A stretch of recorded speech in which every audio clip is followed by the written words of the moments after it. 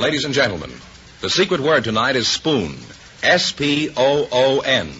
Really? You bet your life.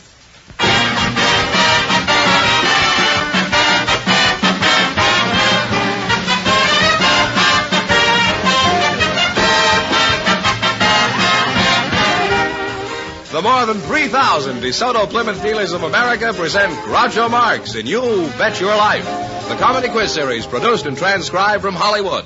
And here he is, the one, the only... When you call me that, smile. Oh, that's me.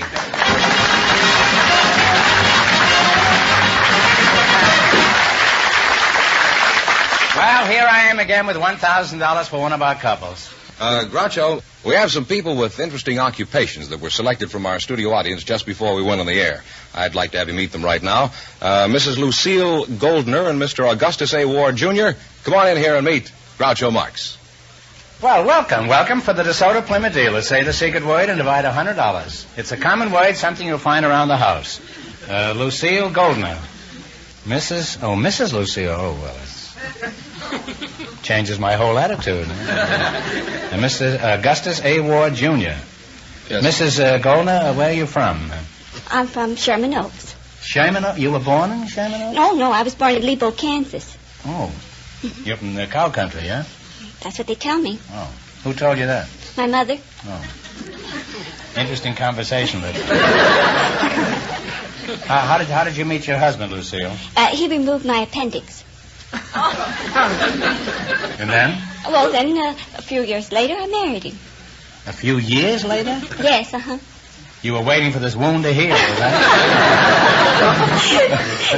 He kept you in stitches most of the time. Yeah, we've got it cut up. Yes. Oh. Well, those are the standard jokes we expect when we have a position on the show. Mrs. Goldner, I understand you have an interesting occupation. Just what is it you do? Well, besides luring doctors. I raise chinchillas. How high? What do you mean you raise chinchillas? Well, I'm a chinchilla rancher. Oh, well, what is a chinchilla? Well, a chinchilla is a very beautiful and luscious small rodent. You mean it's a rat? Well, it's a rodent in that it has a simple stomach. But has a what? A simple stomach. Why doesn't he go see your husband? And it's very, has a very dense fur. It has between 80 to 90 to 100 hairs out of each hair follicle, whereas you only have one. And so, of course, you can see the... Let's keep this on an impersonal basis. I don't mind you describing a rat, but don't include me in it. Now, why would anybody want to waste their time on silly little rodents when there are so many other ways of wasting your time? Well, maybe one of the reasons is because a full-length chinchilla coat costs approximately $75,000. How many of these $75,000 coats can you make from a chinchilla? Well, it takes approximately 200 chinchillas to make one $75,000 fur coat. Sounds like they have a powerful union, these kids. I suppose I wanted to buy one of these little rodents. What's the cheapest you'd sell me one for? Oh, I'd sell you one for about $500. $500? That sounds reasonable. Now, wait a minute. One chinchilla isn't going to do me any good. I wasn't born yesterday. How much will a good pair cost me? Well, a good breeding pair, the standard price is $1,650. Apparently these chinchillas weren't born yesterday either. Now, Mr. Augustus A. Ward, that's a pretty highfalutin name, isn't it? What is the A for? I hate to say, sir, it's Afton. Now, what should I call you, Augustus? Should I call you Gus? No, sir, call me Jerry. It's my nickname. Your nickname is Jerry, eh? Yes. Well, that's good enough for me, Tom.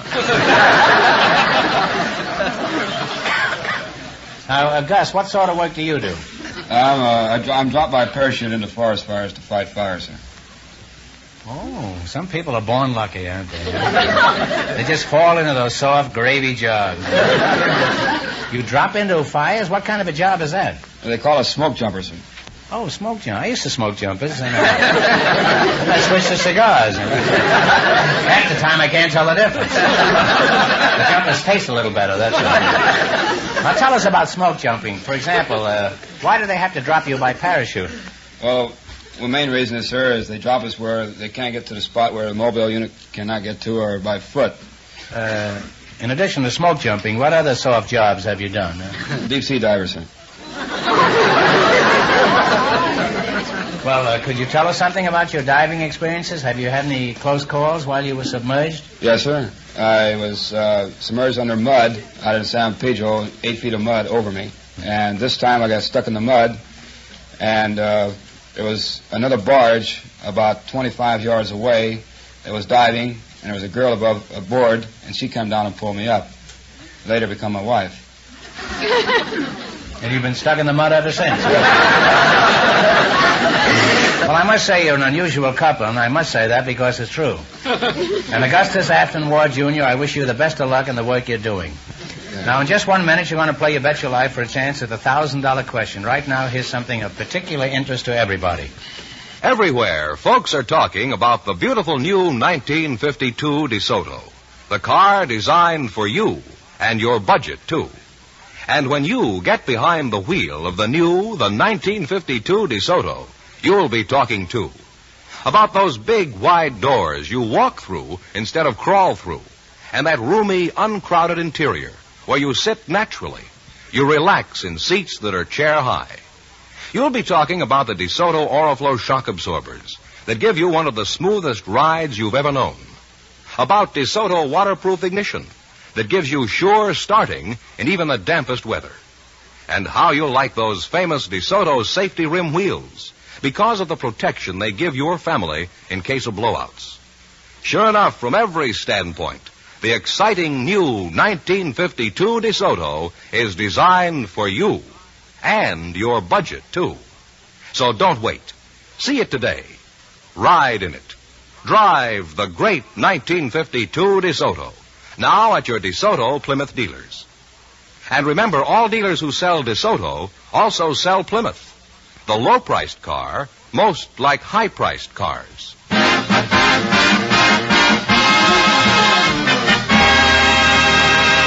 Now let's see how you work together as a team. George, explain the rules. You bet as much of your $20 as you want on each of 4 questions, and the couple that earns the most money gets a chance at the DeSoto Plymouth $1,000 question later in the show. Here we go. Let's see how I can build you $20. You selected Songs of the South. Now, here's your first question. How much of the $20 will you bet? 16, sir. 16. Give me the title of this Southern song. Okay, Jerry.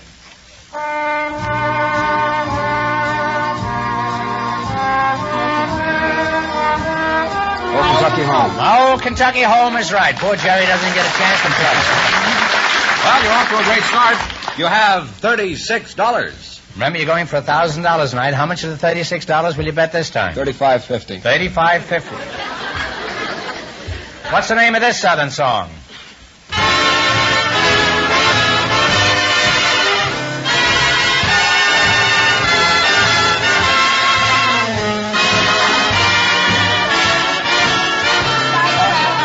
What is it? Stars Fall in Alabama is right. That's right. You're really climbing. You have $71.50. Here's your third question. How much of the $71.50 are you going to bet? 71. Okay, let's see if you can identify this song. Play, Jerry.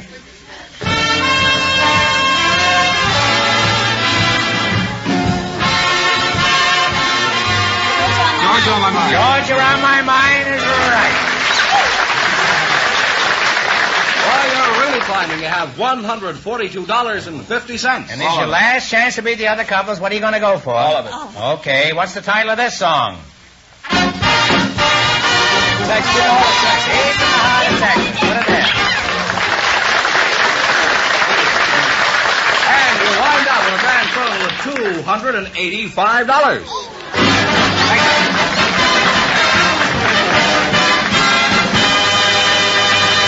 Well, thanks and good luck from the DeSoto Plymouth dealers. We have a termite control man chosen by our studio audience just before we went on the air, and a housewife from our audience, Groucho.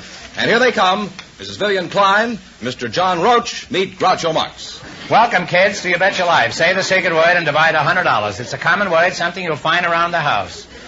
Mrs. Vivian Klein and Mr. John Roach. Mr. Roach, you're a termite control man, is that right? I am, sir, yes. Termite control, huh? Now, who do you work for, Mr. Roach? What a name for a guy who sells termites. What do you get for a dozen termites? We haven't been selling them by the dozen lately. You don't sell them? Mr. Marks? No, sir. What do you do? Do you buy them? Are you in the business of buying and selling termites? I don't clearly know just what your business is, Mr. Roach. What a name for a guy in the termite.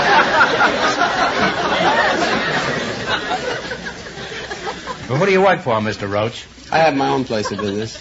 Oh. And Mrs. Vivian Klein, you're a housewife? Yes. Where were you born? And a grandma, too. Housewife and a grandma. Uh-huh. Where were you born, Vivian? I was born in Corn, Iowa. There is a town called... Yes. Where is Corn, Corn, Iowa. Mrs. Klein? Is that It's close not- to Succotash, Texas? No, it's I've been there, but I don't know where. it's about 3 miles from Kingsley. Oh, and where is Kingsley? Well, that's about 50 miles from Sioux City, Iowa. You know where Sioux City is? Yes. It's near Succotash. Now, what sort of work does your husband do, Mrs. Klein? He's an oil worker. He works in oil? Mm-hmm. I bet you never hear a squeak out of him, do you? Where did you meet your husband, Vivian? Was he getting oiled up at the time? No, I met him in Oklahoma, LaKemp, Oklahoma, in a general store. Where? In LaKemp, Oklahoma, in a general store. LaKemp. Is that near Corn?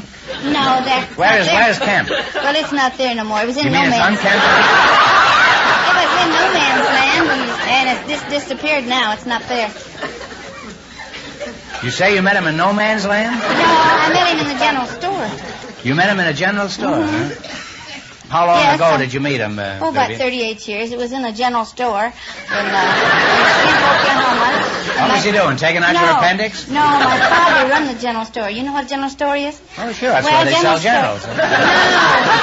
No. Your father ran a general store, Yes, huh? he run the general store. Now, then, how did you meet your husband? Well, my husband used to come in there. He was on sale there? Everything else was on sale there. I don't know why. He farmed there. He farmed in the store? No, he farmed. He raised wheat. In the store? No, not in the store. Oh, he raised succotash But in he the used store. to come in the store, and he'd come in the store, and we'll get some groceries, and then he'd give my mother arithmetic problems with a catch to them, you know, that you have to figure out on. Yeah. And then, Like what? Then while my mother's figuring out these problems, well, he'd sit around the stove and talk, you know, and so, you know, these big stoves, those great big fat stoves, you know, like you burn wood and coal in. What kind of stoves? Big fat stoves. They call them potbelly stoves, I think. Your father had a potbelly and your husband sat around the store? No, the stove. Giving your mother arithmetic lessons? That's a fine store, all right. I don't think it's anything like Marshall Field in Chicago. All right, then what happened? Here, your Well- mother was bewildered by these arithmetic lessons. Mm-hmm. How old were you then, Vivian? I was 19. Mm-hmm. And she'd figure out the arithmetic problems, and that went on a while. And then one day, he said, I'm going to go to Colorado and take a homestead. And so I said, well, I'm going to go with you. That was his way of proposing, see, I guess. It was my way of taking it, anyway. So, Now, just a moment, Vivian. Are you going to tell me that every time a man said he was going to Colorado, you got married? no, but just him, see. He said he was going to go take a homestead, and I He just... said he was going to take a homestead, and he was looking at your mother, wasn't he? No, he was looking at me. He was eyeing you up, Uh-huh. and you said yes, huh? I just said I was going to go with him. Did you start for Cripple Creek immediately? No, we had to get ready first because he butchered, see. He butchered who? He butchered a hog. He butchered a hog for the wedding? No, He's no. a really romantic fellow, We this just went to guy. the courthouse and got He says, will married. you marry me? And then he went out and killed a sow. And then I made peach butter. We like peach butter, and I made Peach butter? I wouldn't get married with any other kind. I made 8 gallons of it, see. You made 8 gallons of peach 8 butter? gallons of peach butter. And then you went to Cripple Creek. So then we got the covered wagon out, and he got the mules out. We had mules, Bill and Lade, we called them. Who? We called them Bill and Lade. Oh, I remember them very well. So then we went It used to be Bill and Lading. It was originally. We went by And they shortened it to Bill and Lade. covered wagon then. Well, what is peach butter? To Don't you know what peach butter is? No, I said. Oh, I'll bring you over some sometime. Well, I It's wish good. you would, huh? Well, you cook your peaches and you cook them down and put sugar in them and cook it down till it gets thick. Oh, it's just preserves, in other words, huh? No, it's peach butter. It's different. And we went on down to the homestead. Then, we dug a dugout. Do you know what a dugout is? No, I said anything like peach butter? No. When we dug a dugout, you dig that down in the ground like a cellar. And when you're sitting down, you can't see out the windows because just little windows about this high, you know. And this was your honeymoon cottage? Yes, And we had lots of ground, and we had to haul water 12 miles in barrels. Well, you certainly have the pioneer spirit, Vivian. Sure. It was people like you who helped to make America what it is today. It was a lot of fun then.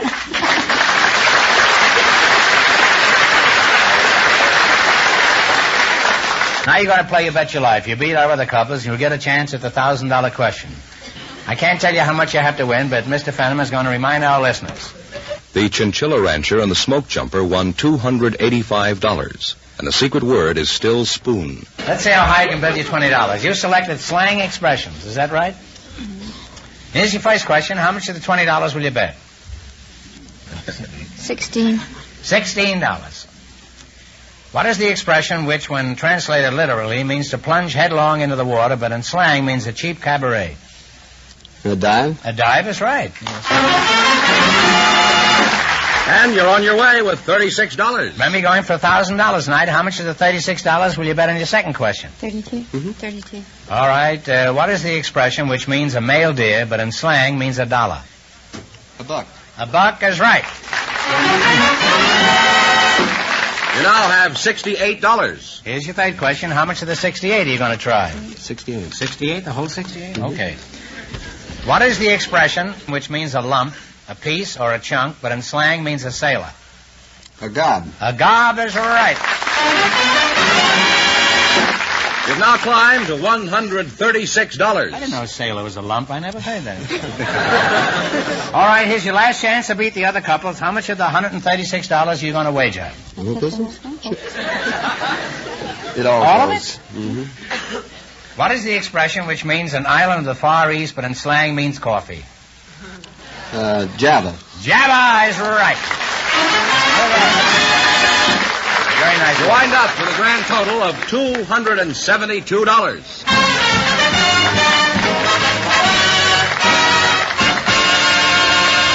Thanks and good luck from the DeSoto Plymouth dealers. Groucho, I saw a piece in the paper about an unusual college student, so I asked him if he'd join us tonight. And here he is, Mr. Bush Manson and his son, Bush Manson Jr.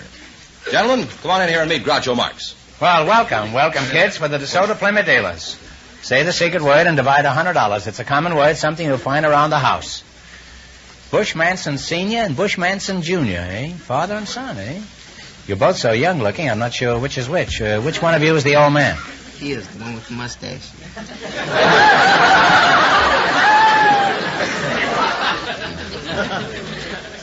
Now, since you're both named Bush, I'll get all confused when I address you. Bush Jr., what do your pals call you? Bush. Bush. Okay, I'll go the other way. Bush Sr., what do your friends call you? Bush? You're looking at a man who's going to make an appointment with a psychoanalyst first thing in the morning. I'll be on that couch by 9 o'clock. Peach butter or no peach butter?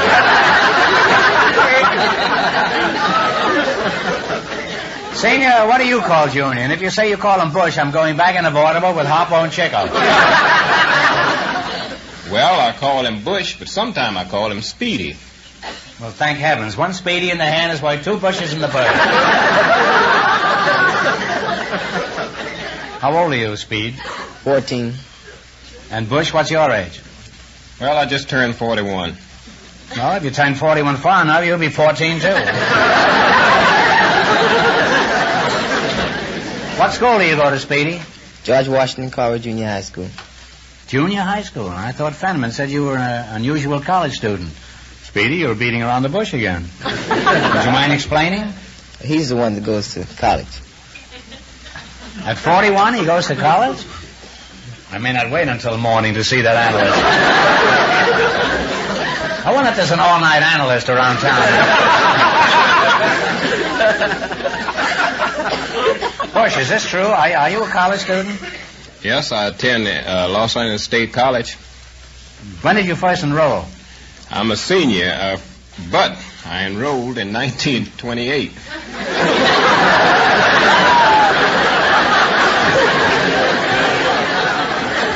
Bush, you've been in college for 24 years.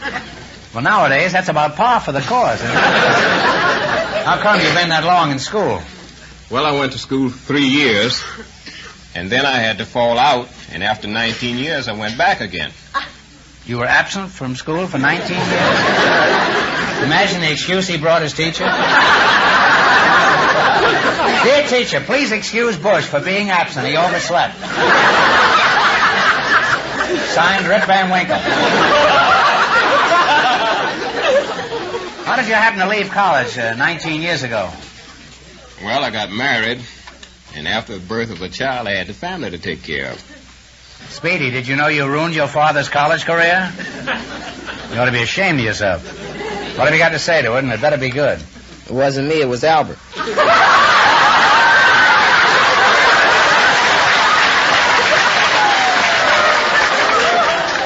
A likely story. And an old one, too. It wasn't me, it was Albert. Bush, who was Albert? He's my older brother. How much older? He's 17. Well, give him my regards, will you? Do you have a job in addition to your college studies?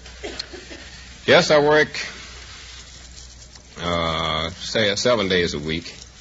Drive a produce truck 6 of those days, and over the weekend, I work as a playground director, assistant playground director. He's quite an amazing man, this fellow.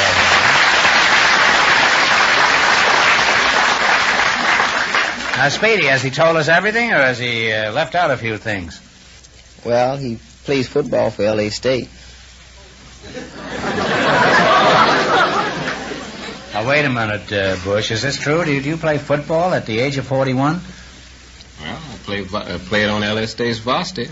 I should have known that's the only thing that could keep a man in college for 28 years. Aren't you pretty old for that sort of thing, Bush? Well, they tell me I'm the oldest collegiate football player in the country. Now, Speedy, is the old man pretty good with the football? Yes, he is. He played national championship for 3 years. Well, practically all-American Negro football player, huh? Yes.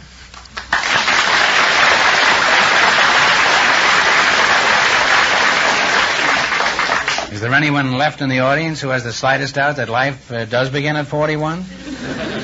This would have been very interesting. And I know about 41 because I started there 3 times myself. Now you got to play You Bet Your Life. You beat our other couples, you'll get a chance at the $1,000 question. I can't tell you how much you have to win, but Mr. Fenneman is going to remind our listeners. The Chinchilla Rancher and the Smoke Jumper still lead with $285. The secret word is still spoon. Here we go. Let's see how I can build you $20. You selected farm animals and birds. Here's your first question. How much will you bet? $10. $10? Yeah. All right. What is a leghorn? A chicken. A chicken is right. Well, you're off to a good start. You have $30. Remember, you're going for $1,000 tonight. How much of your $30 will you bet on your second question? You still go 10. 10. What kind of an animal is a Poland China? Poland, China.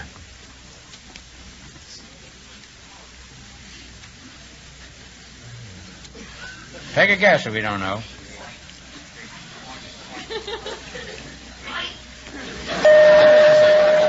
Duck, isn't it? No, they gave you the wrong oink. It's a pig, huh? You now have $20. Now you have $20. All right, here's your third question. How much will you bet? Up to you. How much you going to bet? $15. $15. What is a palomino? Palomino's a horse. Is a horse is right. You're climbing again. You have $35. $35 is your last chance to beat the other couples. How much you going to go for?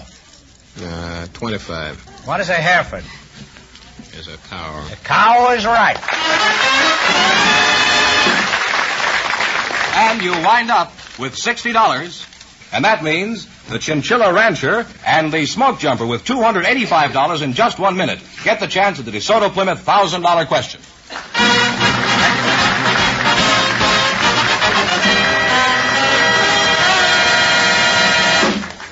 Here's a figure every car owner ought to write down and remember. 85%. Because 85% of all car repairs are caused by either faulty lubrication or no lubrication at all. That's how important it is to have your car lubricated regularly at a place where they work according to factory standards. And I mean your DeSoto Plymouth dealers. You'll find there's a vast difference between ordinary grease jobs and the thorough lubrication your DeSoto Plymouth dealer gives your car. And you'll be glad to know, too, DeSoto Plymouth dealer mechanics are qualified to handle any and every type of service. They're not only well-trained, they have the experience and skill, plus the most modern tools and equipment, and the right factory-approved parts. So, for a first-class lubrication job, or any kind of repair, take your car where you see the famous sign of better service, the friendly sign of a DeSoto Plymouth dealer.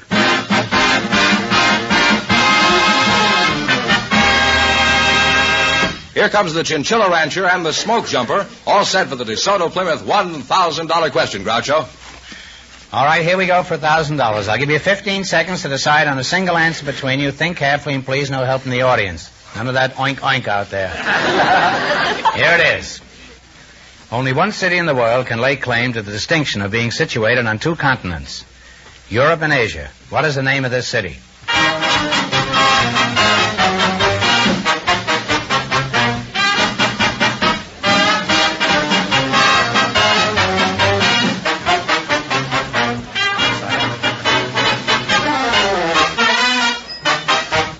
All right, what's the answer you two have decided upon?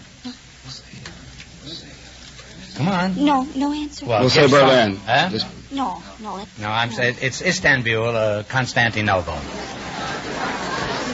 You were a long ways off. That's the correct answer, Istanbul, Constantinople, and we quote as our source the Encyclopedia Americana. I'm sorry, the correct answer is Istanbul, so that means the big question next week will be worth $1,500. Well, you lost the big money, but how much did they win the quiz, George? $285 in the quiz. Well, that's not so bad. Congratulations and thanks to both of you and to all of our contestants on the show tonight.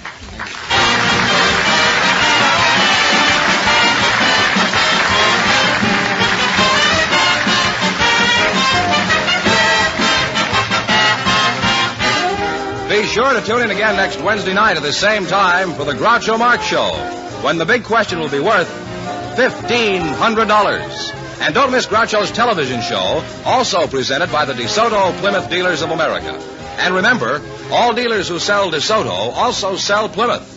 Two great cars, both products of the Chrysler Corporation. And when you drive in, tell them Groucho sent you. Good night, folks, and remember, see the 1952 DeSoto.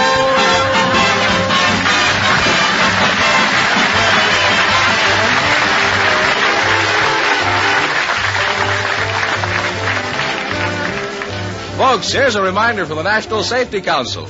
Take time for safety. You Bet Your Life, transcribed from Hollywood, is produced by John Goodell, directed by Robert Dwan and Bernie Smith. Music by Jerry Fielding.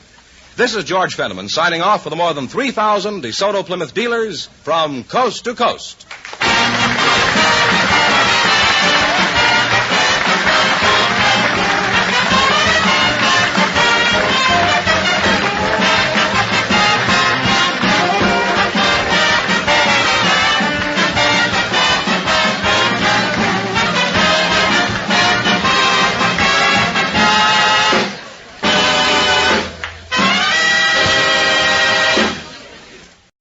The secret word tonight is water.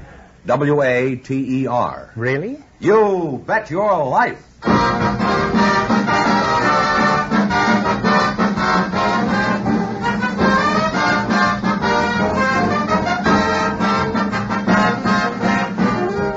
The more than 3,000 DeSoto Plymouth Dealers of America present Groucho Marx in You Bet Your Life, the comedy quiz series produced and transcribed from Hollywood. And here he is, the one, the only... Gad, what a cad. Oh, that's me.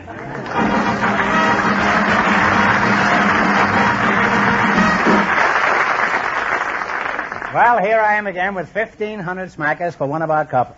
Groucho, our studio audience selected some newlyweds to be on our show tonight just before we went on the air, and here they come, Mr. and Mrs. Jerry Engel. Come on in here and meet Groucho Marx. Welcome, youngsters, for the DeSoto Plymouth dealer. Say the secret word and you'll divide $100. It's a common word, something you see every day. Mr. and Mrs. Jerry, newlyweds. Well, I'm always happy to see newlyweds up here. It gives us a warm, cozy, glowing feeling. Say, I sound like Fireside Theater. You're the groom, I presume, huh? Yes. Pretty sharp tonight. Where are you all from? Well, I'm from Long Beach. How long since you left Long Beach? 10 years. You mean it took you that long to get a bus? No. And Mrs. Engel, huh? What's your first name? Laurie. Laurie? Yes. Like a motor Laurie, you mean? How do you, Laurie, huh? Like Annie Lowe. Where are you from? The Bronx. Wow. How old are you, Laurie? I realize the gentleman never asked that question, so how old are you? I'm 20. 20, huh? Whereabouts in the Bronx did you live? I used to live in the Bronx years ago. I live near the Bronx Zoo. You lived near the Bronx Zoo? I lived in it. Well, let's find out something about you two. Jerry, how newly-wedded are you? Are you still on your honeymoon? Well, yes and no. Yes and no? You mean she's still honeymooning, but the honeymoon is over as far as you're concerned, is that it? Would you straighten me out, Laurie? Well, the formal honeymoon is over, but, well, we hope that our marriage will always be a honeymoon.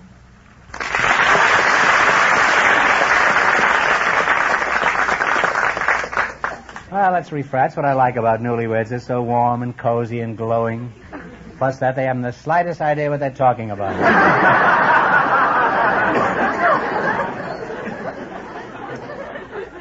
Now, I hope with you that your marriage will be a long and successful one and that you have a constant honeymoon up until your golden wedding. And then you can start slugging it out. What sort of work do you do, Jerry? Well, at the present time, Mr. Marx, I'm an auditor, and I'm hoping to become a CPA. See, it must be a pretty shady racket if you have to spell it. What is a CPA? Is that anything like an APA or an OPA? No, that stands for a Certified Public Accountant. Well, how do I know you're certified? You don't even look homogenized. What does certified mean? They vaccinate you or something each morning before you go to work? Well, a certified public accountant is an accountant who's been licensed by the state. Why do I always run into these curious occupations? Why couldn't you just come up here and say you were a plumber? No, I'm not a plumber. Well, if you were, you'd have to hire your own CPA. I know, I paid a plumbing bill yesterday. $19 for a washer. Laurie, what kind of work does your husband do? He balances books, and he helps fix income tax statements.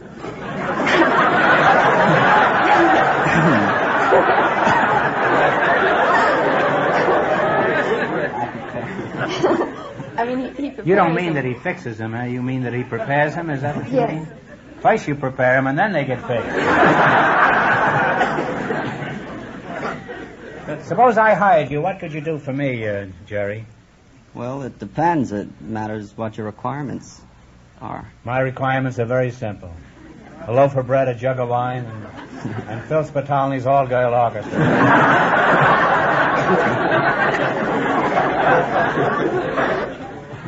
Well, Jerry, stop evading the issue. What kind of services could you perform for me? Well, I could manage your personal affairs. Thanks. If it's all the same to you, I'll manage my own personal. And you, a newlywed, you ought to be ashamed of yourself.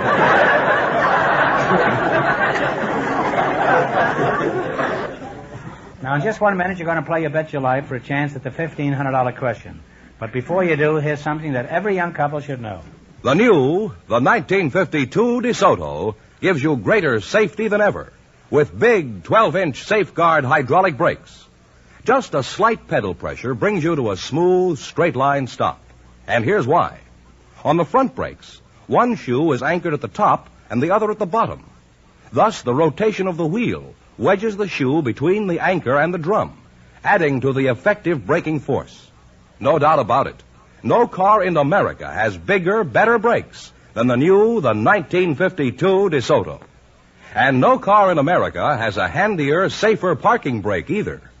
DeSoto's parking brake is part of an independent braking system and gives 3 times, yes, 3 times the holding power of ordinary parking brakes. So drive a DeSoto before you decide. Safe to drive, a beauty to look at, and a real value, too. The car that's designed for you and your budget, too. The great new 1952 DeSoto. Now at your DeSoto Plymouth dealers. And remember, all dealers who sell DeSoto also sell Plymouth, the low-priced car, most like high-priced cars.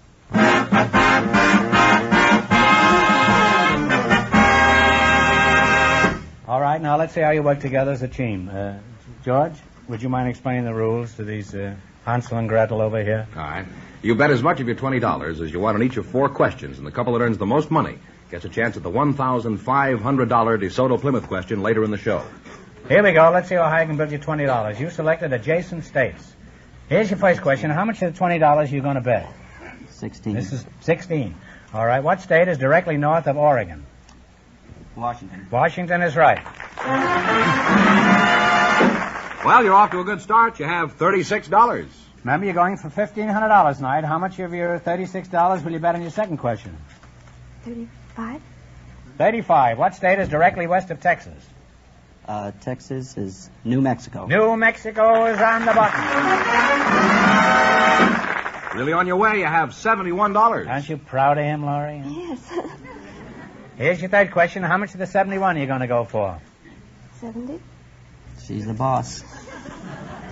When they start admitting that on the 6th month. All right, you're going to bet 70. What state is directly west of Utah? Utah. Nevada. Nevada is correct. You now have $141. And here's your last chance to beat the other couples. How much of the 141? All of it. All right. What state is directly south of Georgia? Florida. Florida is right. Give him a big hit. And you wind up with $282. Put it there, kid.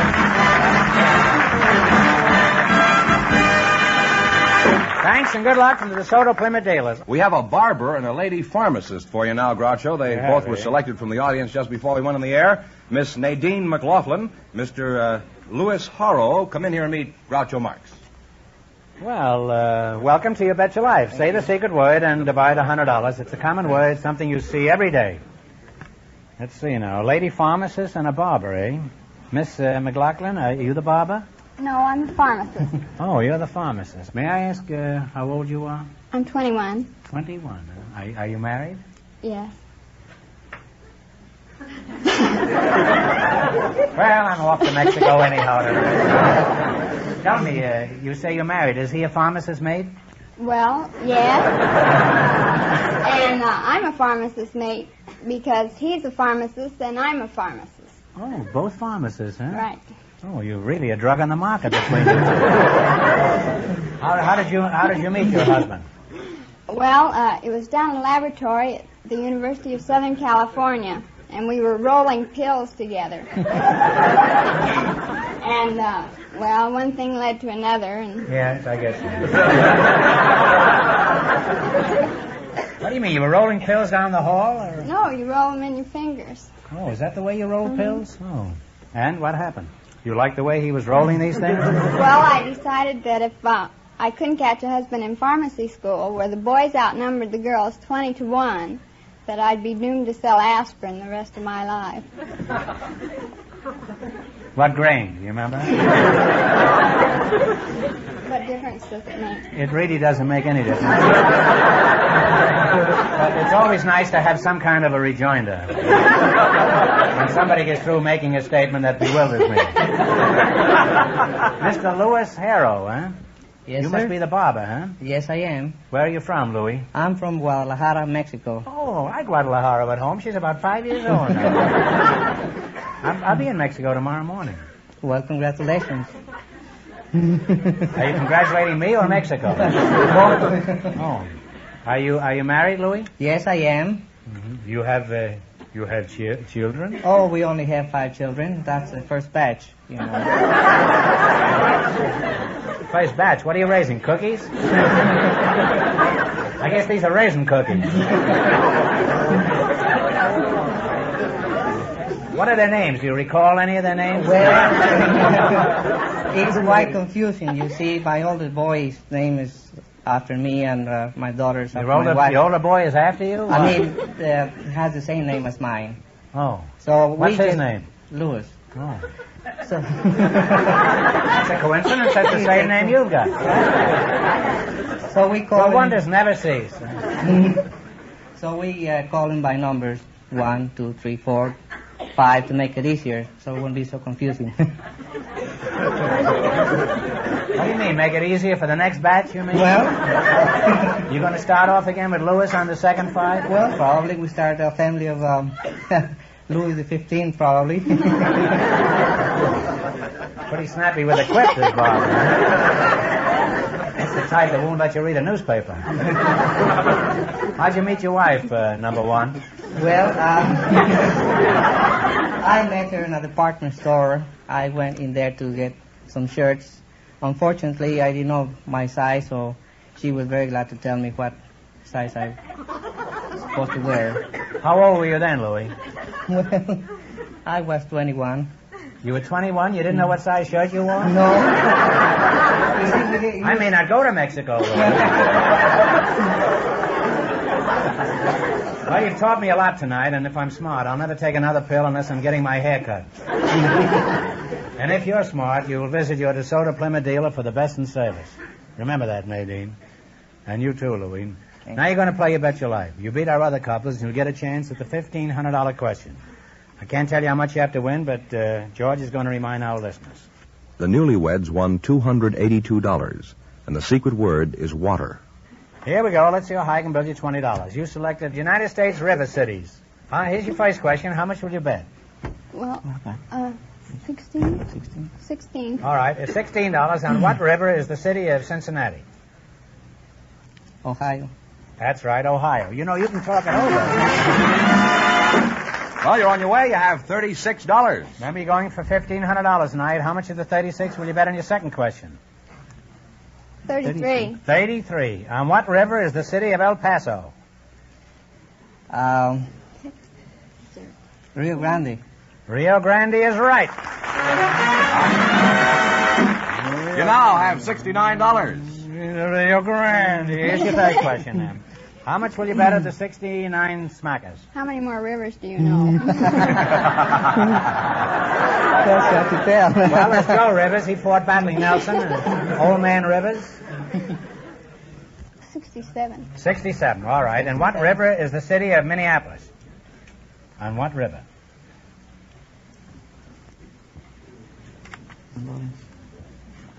On what river is the city of Minneapolis? St. Lawrence? Guess. St. Lawrence? Mississippi River runs all the way down from Minneapolis down to New Orleans. You now have $2. All right, here's your last chance to beat the other couples. How much will you bet? $2. $2. On what river is the city of Albany? Albany, that's in New York. Take a guess. I'm sorry. Well, it's the Hudson River. Roger. Well, we can't let you go away from here broke. I'll give you one more question. You answer it correctly, and we'll see that you don't leave here with less than $25. You've got nothing, so the $25 will make up the difference. That's obscure to me, too. Now, think hard now, and please no help from the audience. In what city do you find the Hollywood YWCA? Hollywood. Hollywood is right. Put it in. Sorry.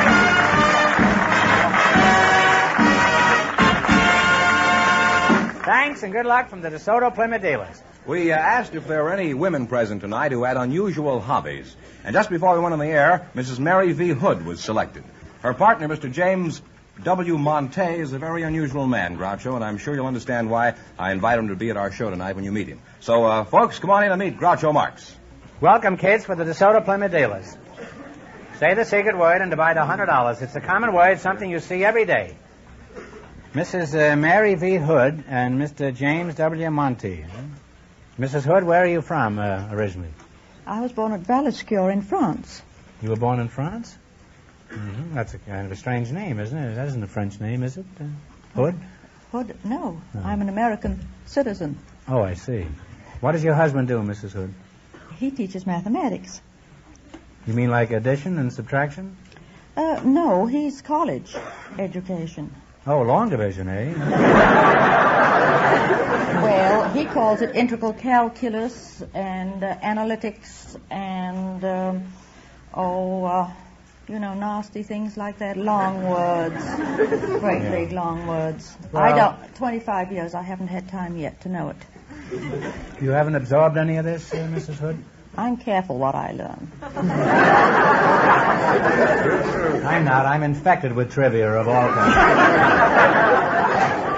Mr. Monte, where were you born? Born Macomb, Illinois, in a log cabin. In a log cabin, huh? Yeah. How old are you? Well, on my next birthday, I'll be 90 years old.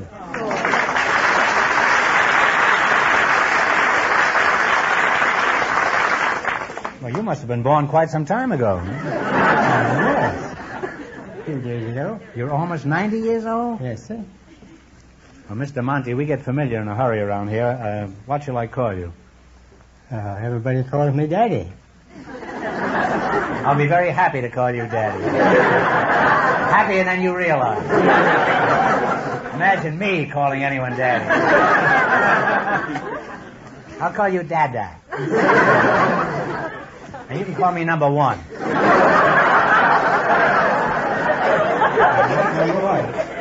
Or Louis, if you prefer. I don't know. Are you married, Dad? Yes, sir. You are, huh? How long you been married? 57 years.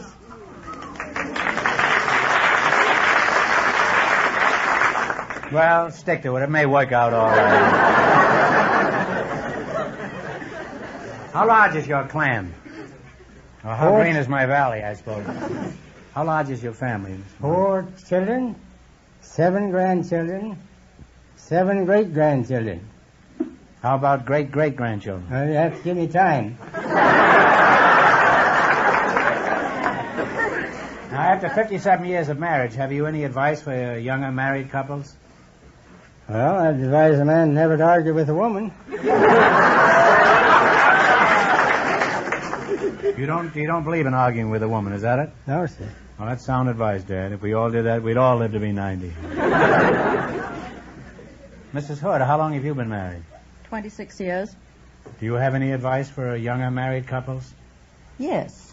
First of all, never buy anything that costs more than $10 without talking it over. But that doesn't mean to say that you shouldn't talk everything over, even if it does lead to an argument. It clears the air eventually. Now, Dad, this isn't exactly in accord with your philosophy. What have you got to say about that? Well, I say she's right.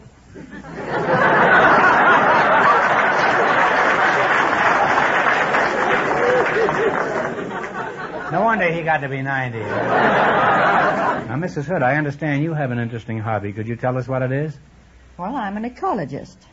I'm sorry, but that isn't the secret word tonight. It's a nice try, though. What do you mean, an ecologist? We study the interrelationship of plants, animals, soil, and water. Oh. That's a beginning.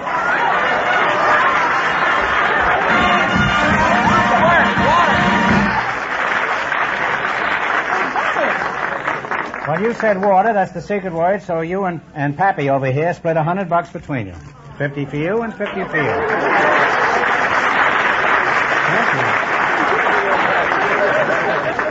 In other words, you're a conservationist. Is that right? That's a good explanation of it. And a conservationist is someone who likes to talk. Well, all to women make do conservation, isn't it? And I've just made too much in the last 5 seconds. Now, Dad Fenneman says you're a very unusual man. I'd like to know why, besides the fact that you're a vigorous, healthy 90. Because I fly. You mean you just flap your arms and take off? No, sir. I fly an airplane. Wait a minute. At 90, you actually pilot a plane? Yes, sir. It's extraordinary. At 90, a man is unusual if he can pilot a rocking chair. How long have you been a pilot, Junior?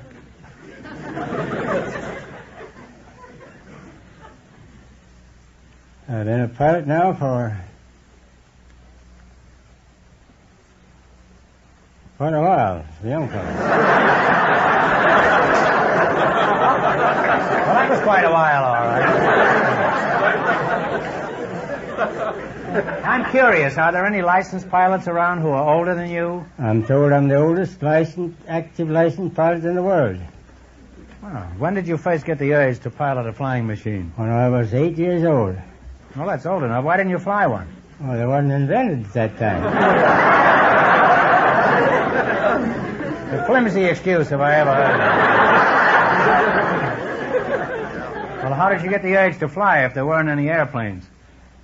I had a vision that I'd fly like the heavy-bodied birds, soar through the skies from city to city and ocean to ocean. Nobody could ever talk me out of it. Is there any special ambition you have as a pilot? I want to fly a jet.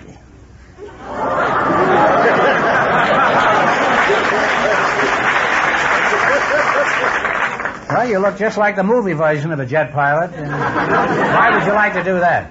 Well, bring me up to date.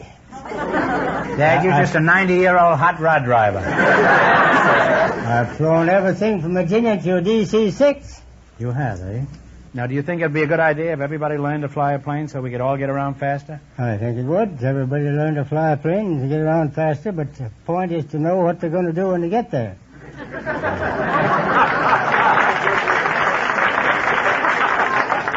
Now, Dad, you're all right, and even if you weren't piloting in an airplane, the rest of us would still have to look up to you. I'm proud to meet a man with your vigor at the age of 90. Thank you.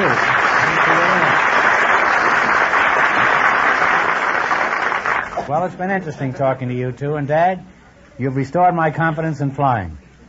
I won't get sick anymore when I lick an airplane stand.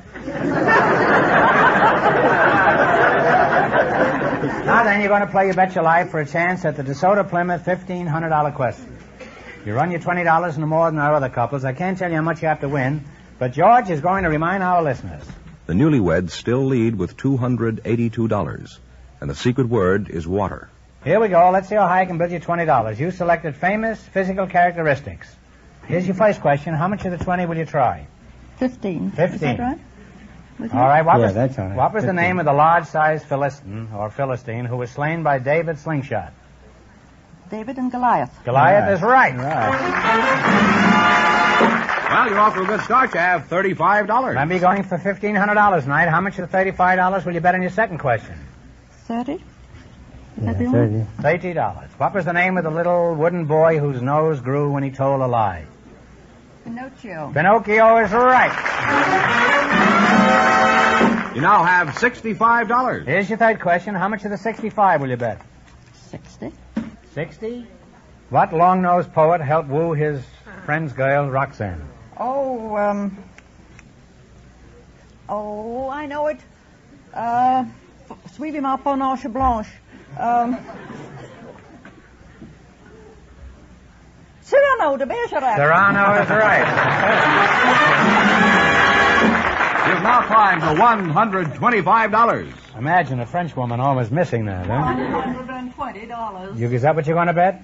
Okay, here we go. The last chance to beat the other couples, $120. What was the name of the strong man who was weakened when his hair was cut? Samson. Samson and Delilah. Well, you wind up with $245, and that means that the newlyweds with $282 in just 1 minute get a chance at the DeSoto Plymouth $1,500 question.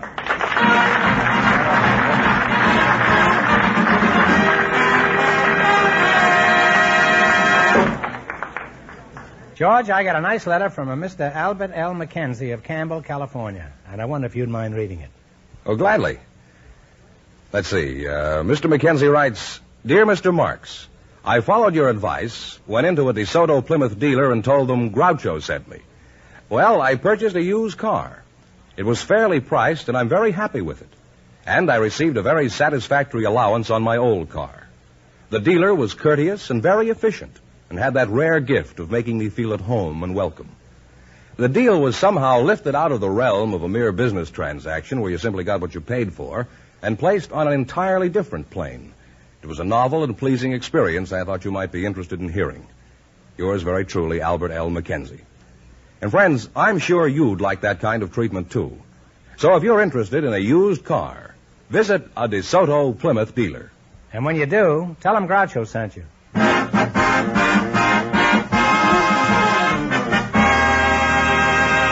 And here are the newlyweds, the winning couple, all set for the DeSoto Plymouth $1,500 question, Groucho. Yeah, for $1,500. I'll give you 15 seconds to decide on a single answer between you. Think carefully, and please no help from the audience. Ready? One of the most famous opera houses in the world is located in Milan, Italy.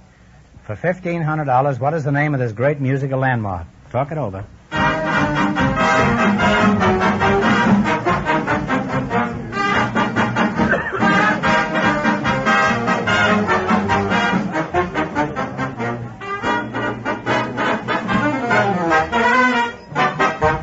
All right, what's the answer you two have decided upon? Take a guess. Vespucci? No, I'm sorry. It's La Scala. Correct answer is La Scala, so that means the big question next week will be worth $2,000. Well, you lost the big money, but how much did they win on the quiz, George? $282. Well, that's not too bad. Congratulations, and thanks to both of you and to all of our contestants on the show tonight.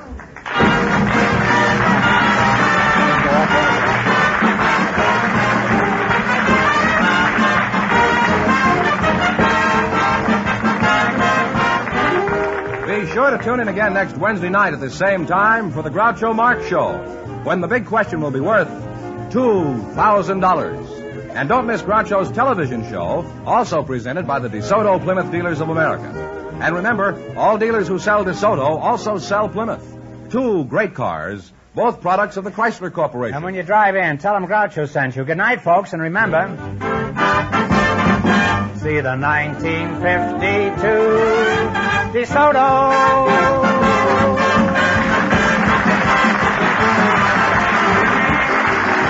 Folks, here's a reminder from the National Safety Council. You can't control the weather, but you can control your speed. You Bet Your Life, transcribed from Hollywood, is produced by John Goodell, directed by Robert Dwan and Bernie Smith. Music by Jerry Fielding. This is George Fenneman signing off for the more than 3,000 DeSoto Plymouth dealers from coast to coast.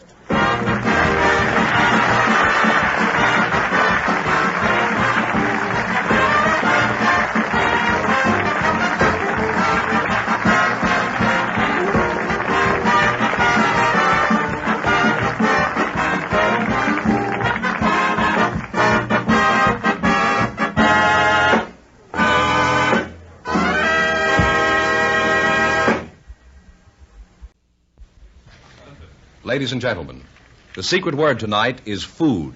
F-O-O-D. Really? You bet your life.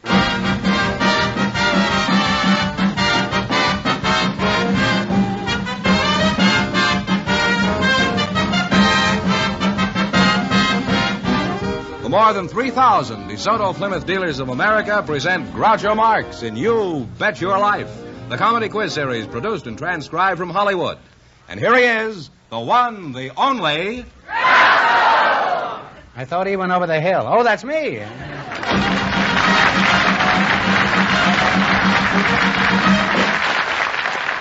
Well, here I am again with $2,000 for one of our couples. We invited some high school students to the program tonight, Groucho, and just before we went on the air, our studio audience selected Carol Junkie and Robert Kemp. And here they are. Kids, come on here and meet Groucho Marx.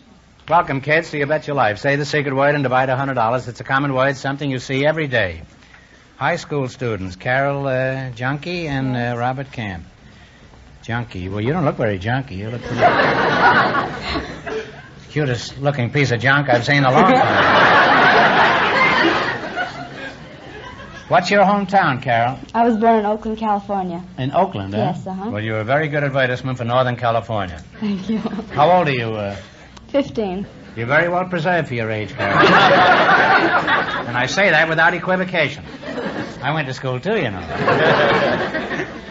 Let's test how much you know. What does equivocation mean? Do you know, Robert? Go ahead. Tell me what it means, and don't use your hands.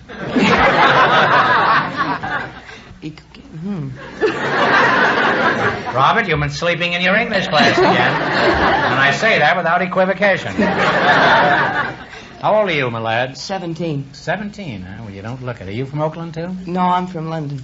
London? Yes. Oh, I thought you were about 32 years old. You say you were born in London? Yes. Oh. What sort of work does your father do? Huh? He's a chef. He's a chef? Mm-hmm. Well, don't ever lose him. Don't give up the chef. Remember that. Well, it's nice to know what your father does. When somebody asks my little girl what her father does, she covers her face and runs for the cellar. What school do you go to, Bob? Hollywood High. And you go to Hollywood High, too? No, I go to Hamilton High. You go to Hamilton High. Mm-hmm. Somebody out there from Bayonne, New Jersey. Hamilton High, isn't that the one they named after Benjamin Franklin, isn't it? No, after Alexander Hamilton. Oh, yeah, that's right. Mm-hmm. And he was named after Benjamin Franklin. What are you laughing at? You didn't even know what equivocation was.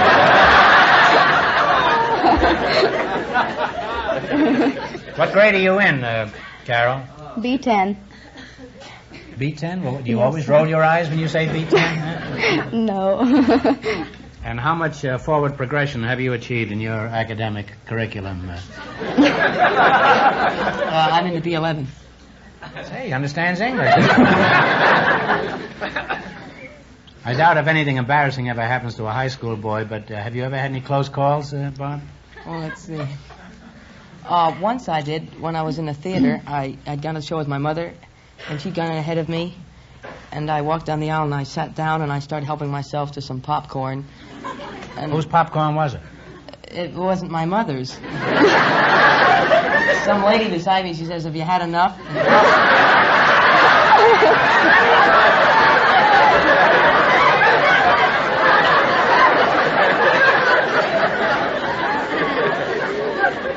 That's what they said when Truman ran it last night.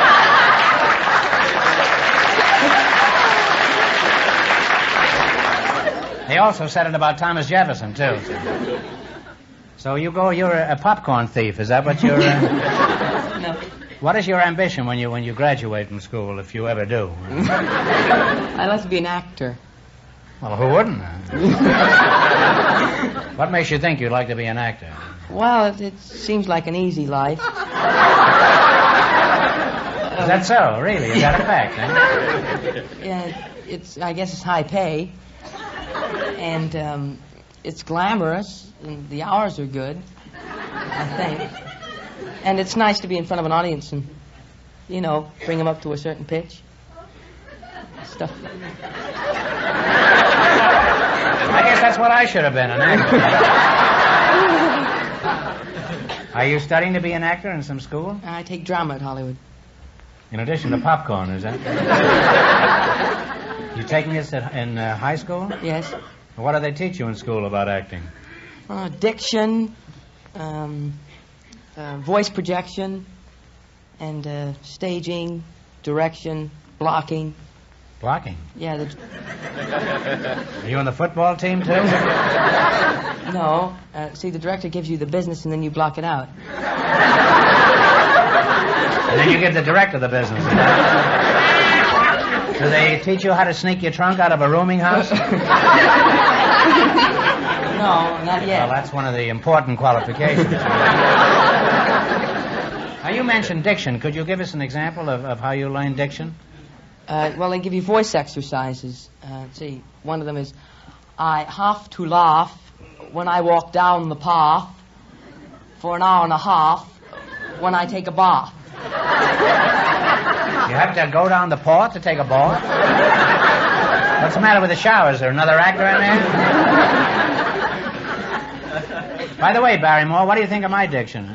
After all, I'd like to think I'm something of an actor. Would you say I have good diction? Well, yes, but I notice you drop your NGs once in a while.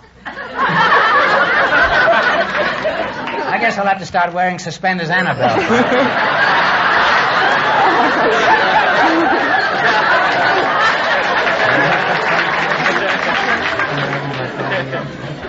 What about voice projection? Could you give us an example of voice projection? Well, you take it in with your lungs, the air, and then you... That's along with the popcorn, huh? And you breathe from the diaphragm. Like, I have to laugh when I walk down the park.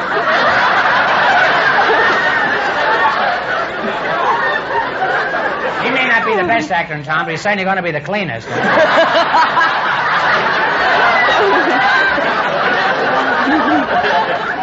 He doesn't need any equipment to be an actor. He needs a cake of soap and a towel. You'll be washed up by the time you're 18.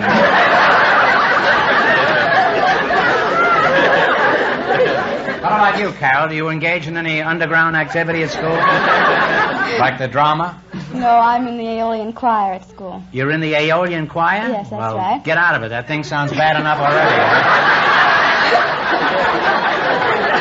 I hear they've got mice in there. Huh? Now, just what is the Aeolian choir? You just made this up. Well, it's a musical organization. That's your story, huh? No. What are some of the songs you sing in this? Oh, we sing such songs as Stout-Hearted Men. As what? Stout-Hearted Men. You're pretty young for that, aren't you? And rounds. Rounds? Yes. What's a round besides Fenneman?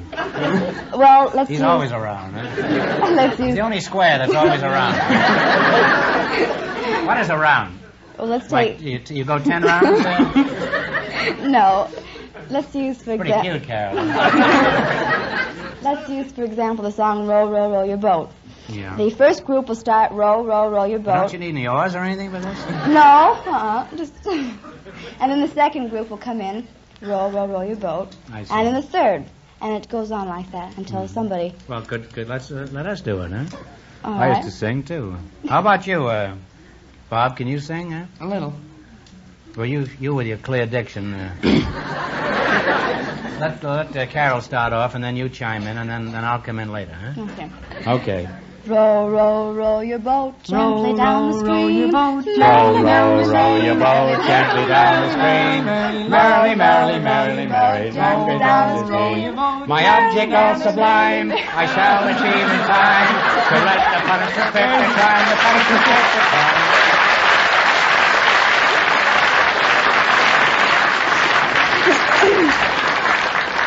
Well, it's been right educational having you two kids here tonight. Well, if any sponsor is listening, how's this? Row, row, row your boat gently down the stream. DeSoto, DeSoto, DeSoto, DeSoto, exactly what I mean.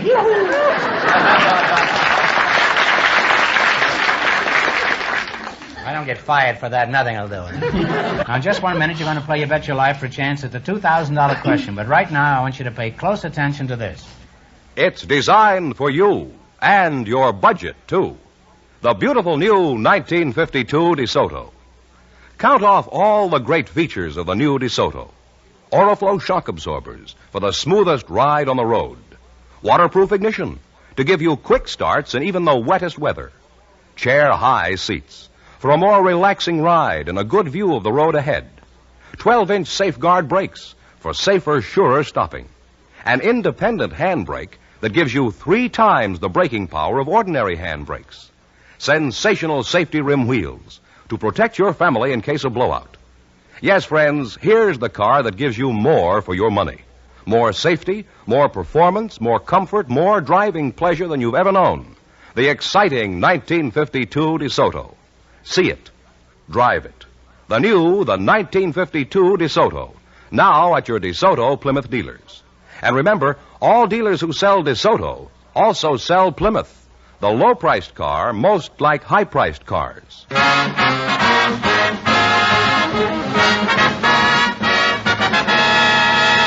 All right, now let's see how you work together as a team. George, explain the rules, huh? You bet as much of your $20 as you want on each of 4 questions, and the couple that earns the most money gets a chance at the DeSoto Plymouth $2,000 question later in the show. Here we go. Let's see how high you can build your $20. You selected popular songs as your category. Here's your first question. How much of the 20 will you bet? 16. 16. Sweet 16, huh? All right. Give me the title of this popular song. Oh, Jerry, let it go. Cold, cold heart.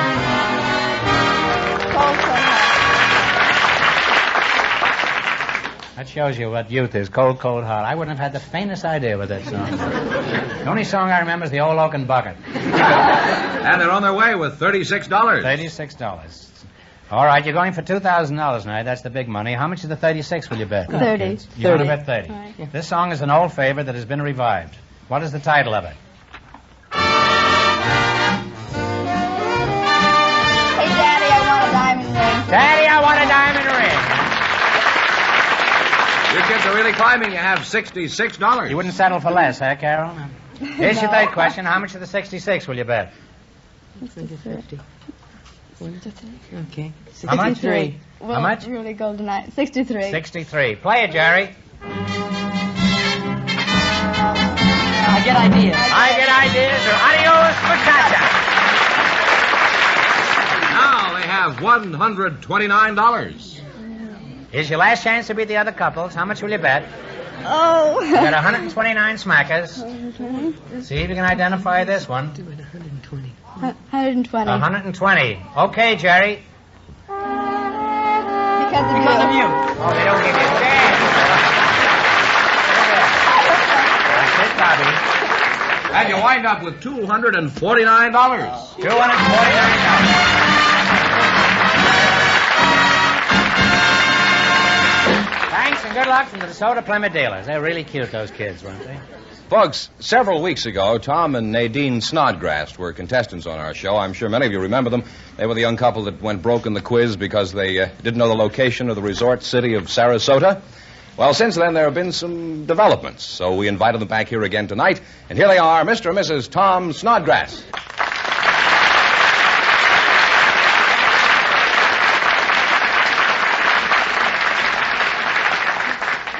Hello, kids, and welcome back. Let's see, Nadine, as I remember, you're expecting, aren't you? When is the date again? April. April. Well, how do you feel? Just fine, thank you. Good. Well, you look great. Thank you. Tom, you know, we never had anyone back again once they've been up here, and I'm curious, what were some of the reactions to your appearance on the show? We really had a good time. All the friends phoned us up, told us. Did you have any after you'd appeared on the show? Oh, yeah. Well, then you're quite a celebrity now, huh? You and the missus, huh? I think the nicest thing that happened was that my mother hadn't seen me for 5 years, and she'd never met Tom. She saw us on television and said it was just like seeing us in person. She's awesome, Chicago. You see, television has its purposes. The last time you remember, you couldn't tell us in what state Sarasota was located. Is that right? That's right. So I'm going to ask you that question again, and you get it right, and we have a little surprise for you, and here it is. And please, no help from the audience. Florida. Yeah? I'm going to ask you the question. In what state is Sarasota, Florida? Florida. Florida's right, and now for the interesting part. I got a letter here from Todd Swam, manager of the Sarasota Chamber of Commerce, and this is what he wrote. He says, just so you'll always know where we are, the city of Sarasota, Florida, invites you to be our guest for a 1-week, all-expense vacation, including round-trip air transportation. You'll visit the Ringling Brothers and Barnum and Bailey Circus winter quarters and the Sarasota Jungle Gardens. And during your stay, you'll have at your disposal a personal automobile, DeSoto, of course, compliments of the local DeSoto Plymouth dealer.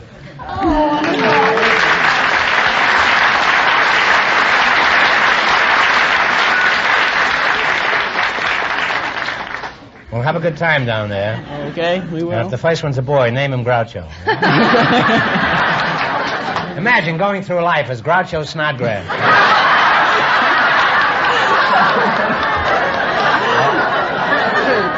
Congratulations, kids, from the DeSoto Plymouth dealers. Thank you very much. Thank you very much. Have a nice time.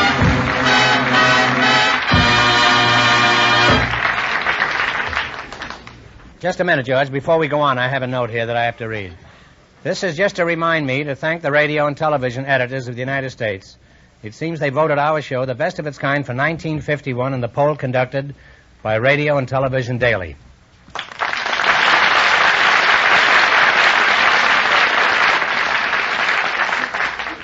We looked through our audience tonight, Groucho, You for... did? Yes, for... Oh, that's a very interesting item. While we were Did you looking... get any wallets? No, I'll tell you, we Used to did... be a sneak thief, I forgot to tell you.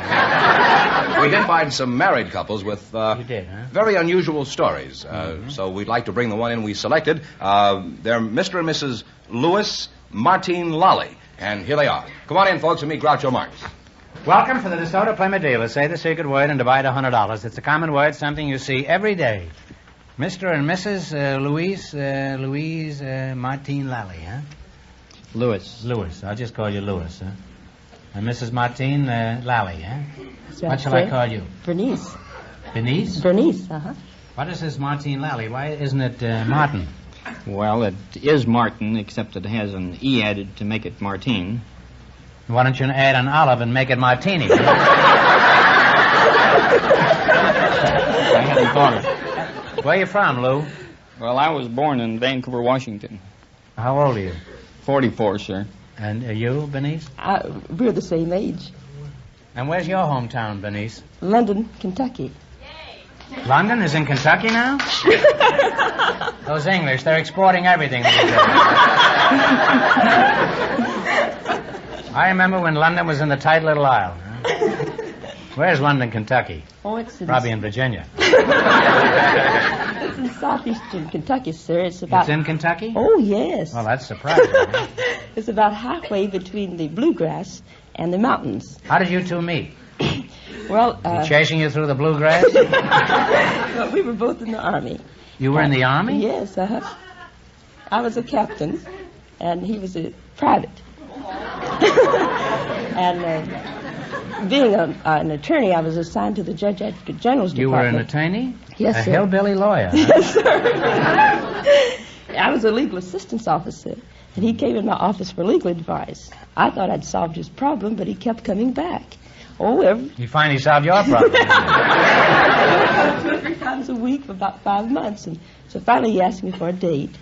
And I accepted. And then the first night he proposed.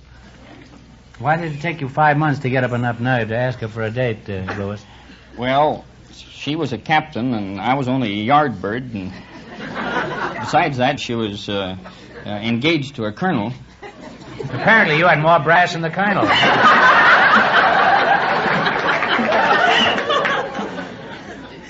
What sort of work do you do, Louis?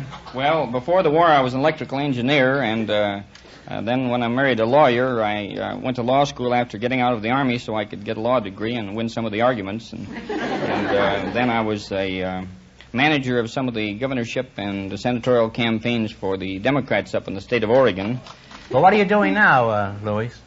Well, my wife and I are on a world tour, sir. Really? In times like this? Isn't that pretty risky? How are you traveling? Is Brinks taking you around in an armored car? Well, no. We're on our own little sailboat, the Magic Carpet, and it's a 25.5-foot two-masted sailboat, 8-foot beam. It draws 4 feet. How long do you expect this trip to take, Louis? Well, at least 5 years, sir. We're going to stop in each country as we go. And 5 years? How are you going to get along without television for 5 years? Oh, it's easy to get along without television. Speak for yourself, old boy. Pardon me.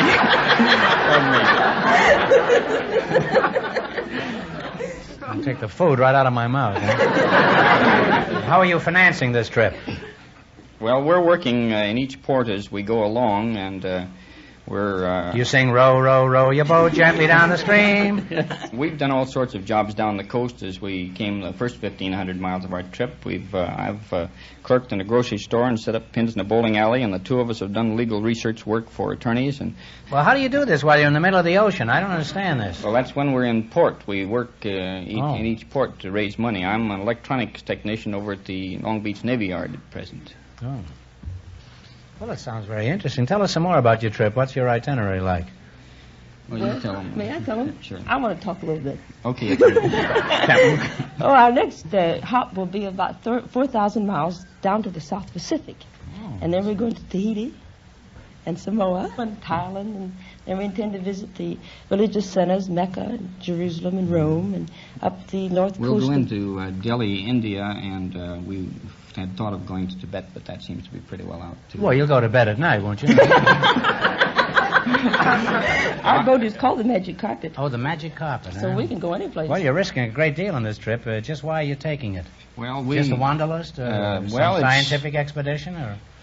No, we're not trying to prove anything of that sort. It's just the realization of a lifelong hope to take such a trip, like thousands of others. We escape from reality, I yes. suppose, we finally found out we would never have money enough to make the trip and would never be ready, so we just cast off, and we're trying to prove, I guess, that we can make it on a shoestring.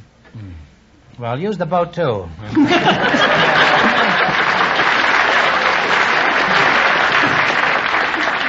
Well, you're a couple of free souls, and you deserve great admiration for what you're doing. Thank you, sir. And I'm sure we all wish you the best of luck, and maybe when you come back, you can come and see us again and tell us about your trip. Yes, we will. We will. It's people like you who made Columbus what he is today. Really. Third largest city in Ohio. Now you're going to play You Bet Your Life for a chance at the $2,000. And if you win, that'll be a big help in your trip. Now, you just run your $20 no more than our other couples. I can't tell you how much you have to win, but George is going to remind our listeners.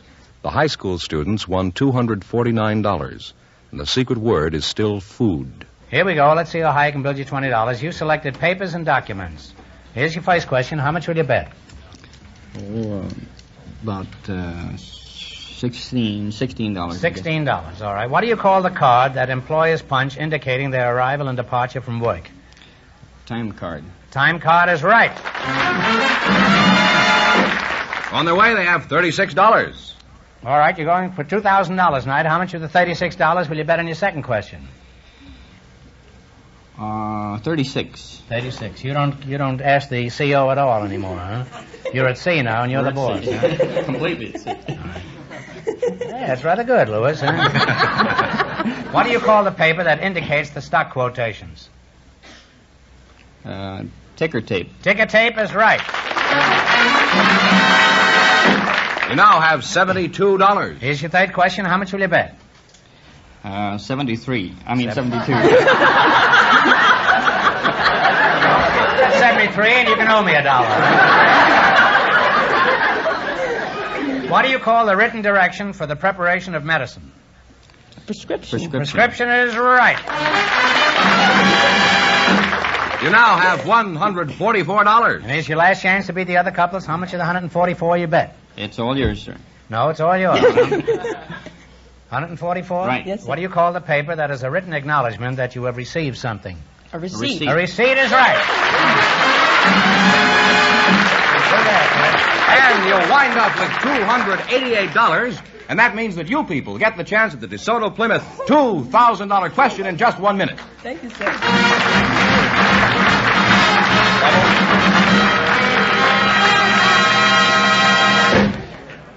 Here's a figure every car owner ought to write down and remember. 85%. Because 85% of all car repairs are caused by either faulty lubrication or no lubrication at all. That's how important it is to have your car lubricated regularly at a place where they work according to factory standards. And I mean your DeSoto Plymouth dealers. You'll find there's a vast difference between ordinary grease jobs and the thorough lubrication your DeSoto Plymouth dealer gives your car. And you'll be glad to know, too, DeSoto Plymouth dealer mechanics are qualified to handle any and every type of service. They're not only well-trained, they have the experience and skill, plus the most modern tools and equipment, and the right factory-approved parts. So, for a first-class lubrication job, or any kind of repair, take your car where you see the famous sign of better service, the friendly sign of a DeSoto Plymouth dealer.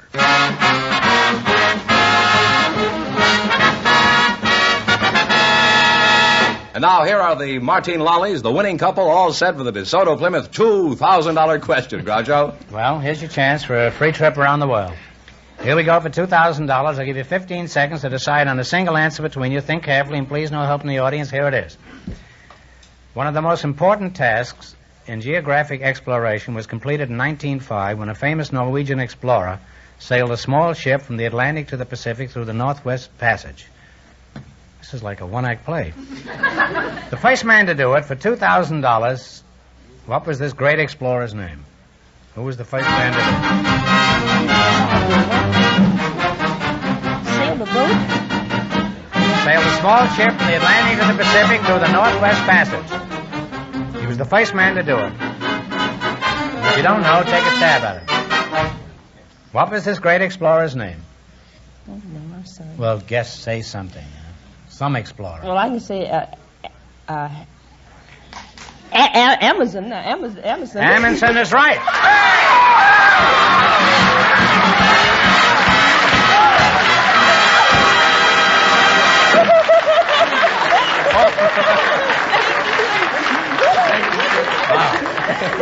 Raoul Amundsen is right. You win $2,000. Plus, how much did they win in the quiz, George? Well, they won $288 in the quiz. Well, you win $2,288. Now you don't have to make that trip around the world. Well, we can make it. Well, it couldn't happen to a nicer couple. Congratulations from the more than 3,000 DeSoto Plymouth dealers. From coast to coast, you bet your life. Thank you very much, sir.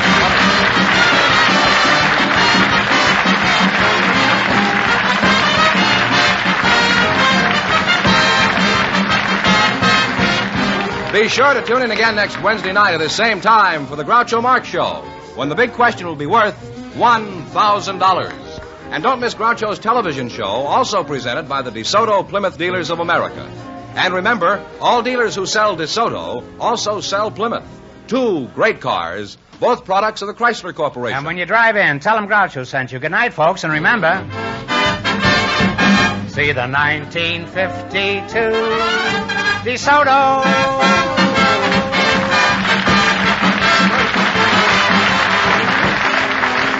Folks, here's a reminder from the National Safety Council. Caution, control, and courtesy are the ingredients that add up to traffic safety. You Bet Your Life, transcribed from Hollywood, is produced by John Goodell, directed by Robert Dwan and Bernie Smith, music by Jerry Fielding. This is George Fenneman signing off for the more than 3,000 DeSoto Plymouth dealers from coast to coast.